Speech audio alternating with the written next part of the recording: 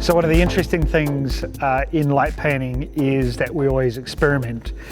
And recently I did this again, and I always love it, is grabbing the cheapest stuff I can find and create light painting images, just to show that it can be done, but also I like the challenge. I really enjoy the challenge.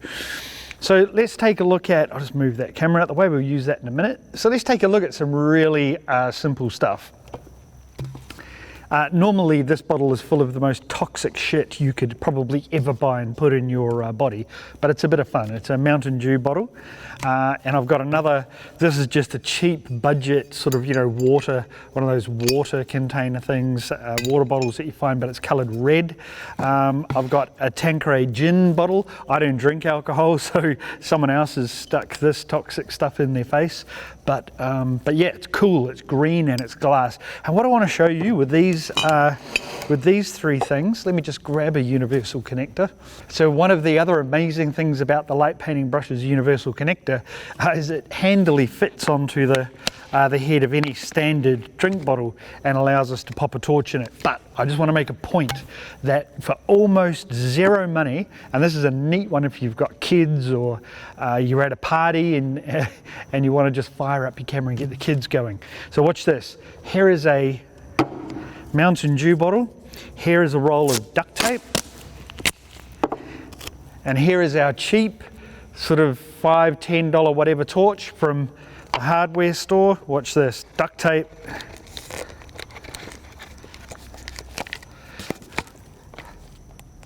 Boom, look at that. Okay, I didn't stick it on very well, but that's okay, you get the point. Let's make a photograph. So again, just for the purpose of the exercise, I'm at f5.6, 10 seconds with a 2-second delay. Let's go. And again, just basic movement, not trying to light the world on fire.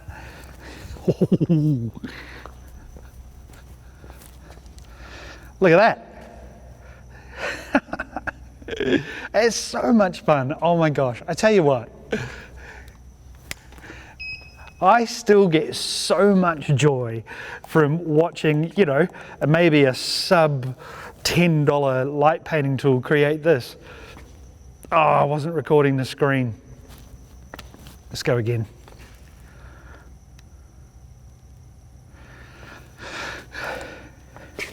Mountain Dew bottle, duct tape, and a cheap budget torch. Let's have a go. So just our standard settings. We're at f5.6, 10 seconds for the purpose of the exercise. I'm just going to rotate this camera around a bit.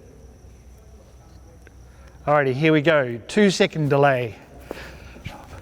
And then a 10-second exposure. Hi-ya! Let's take a look at that.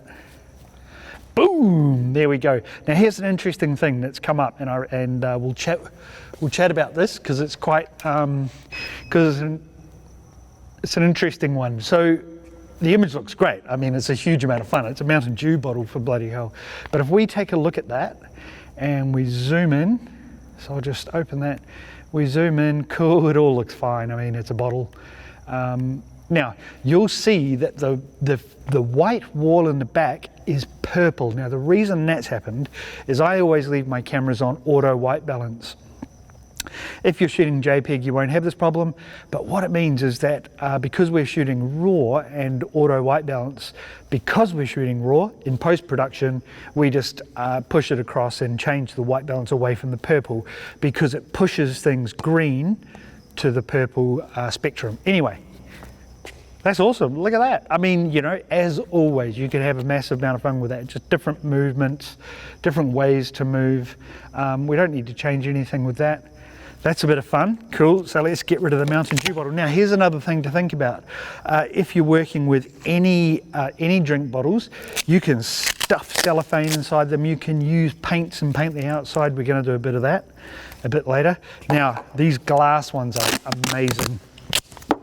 Watch this, this is so much fun. All right. There's our gin bottle. Sticky tape.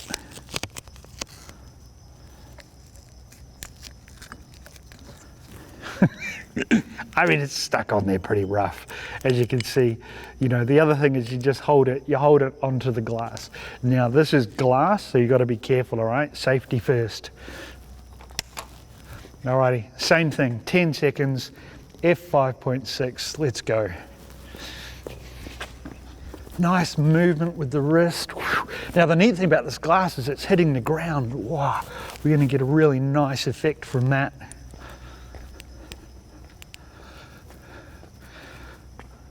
Wicked. Now, of course, all the light's coming out the end, so what we can see here is that it's only when we point the glass towards the camera that we get a look.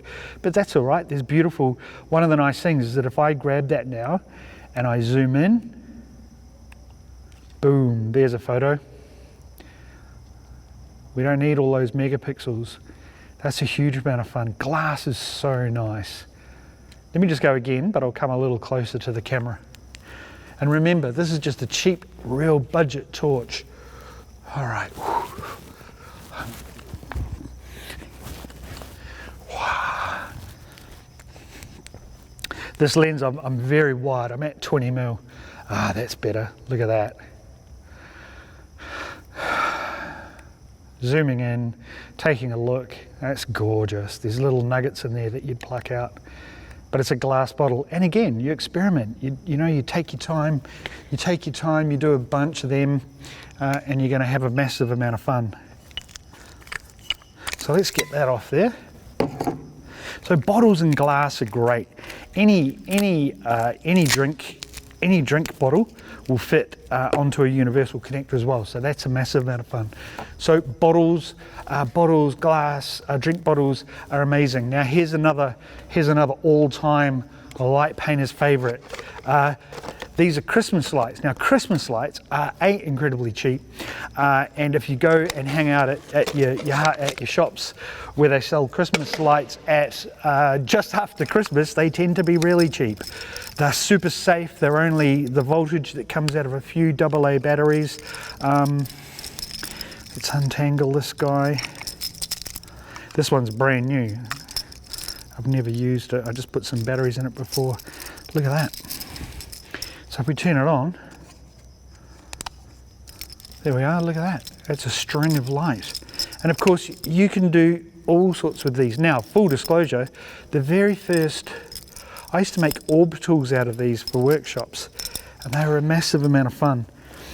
You know, of course, the wire is cheap, so when you're flinging these things around, you don't hold on to the box there and swing these around. You sort of grab it by the wire, and you want to be a little bit delicate with them. Let's take a photo with this guy. We'll stay on 10 seconds, f5.6, here we go. Let's do a big spiral thing. Wah! My mate Mick does these.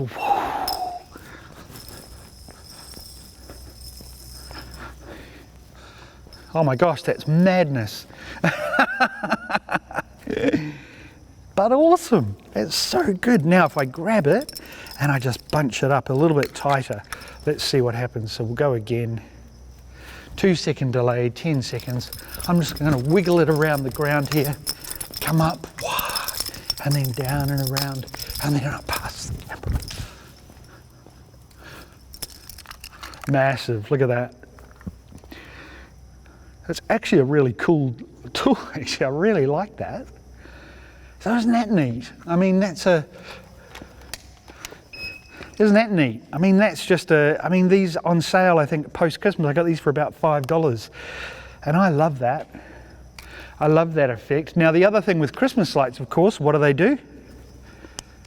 They blink, like that. So I'll show you what that does. Let's do a bit of a blinky. 2, 1. Oh, tangled them up, but that's all right. You'll get an idea.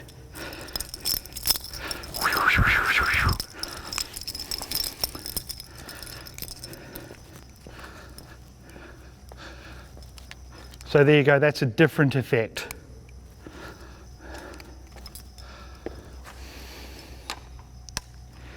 So those are just some cheap ass Christmas lights that I got from my thing. And of course, You know, they come in all sorts. These ones are from IKEA. This is a red. These are some red ones. Now I have used these before, that's why they're all tangled up, because I'm not very good at keeping things very organized. But these are neat. IKEA, look, IKEA at Christmas time is light painting heaven. I tell you that for nothing. Now the other cool thing about these, about Christmas lights, is when you're out, if you're out around a ruin or in an abando, you can take these and you just lie them around. You lie it in a room and it illuminates the room really nicely. So Christmas lights are awesome and so much fun. Now here's something that I discovered pretty late, but these are a massive, massive, massive amount of fun. So these are the little pin lights. So you can see those. So they're a little string. Let me just focus up on there. So these are a little string light, and they're designed, they're waterproof so they can go underwater. But these give just this beautiful, delicate, when you're wiggling them, but also they're amazing to put into rooms, to light up rooms really delicately. And we'll do that when we start going outside. All right, same thing, 10 seconds. I just want to show you the different effects that you can get. 2, 1, wiggling it around. Now, of course, with any electrical thing, or anything with, see, I brought that up to the camera. This gives a really pin sharp light. Wow, that looks awesome. That's so good. And of course, I'll just go again. You know, you can be really creative with these. 2, 1. It's a great way to, walking away from the camera.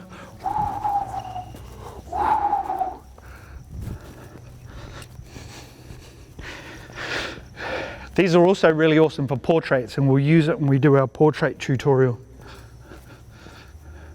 Oh, look, I moved away pretty quick. You can hardly see that, but that's all right. You get the idea. And then there's another version of these. You can get these really cheaply on eBay. I'll link you to them. And then we've got another one here. This one is color. Look at that. So let's have a look at that. I just want to show you how nice they are. They're really, I'm just waving it around on my neck. Whoa. Massive amount of fun, these. Oh yeah. That's hilarious, but very cool. Oh my gosh. You know, things like these, you know, things like little coloured lights, you know, you buy these $2 or $3 a pop, either on eBay or from, you know, you can get them out of China, $2 or $3. They're amazing and so much fun, and they work. And they last quite well as well.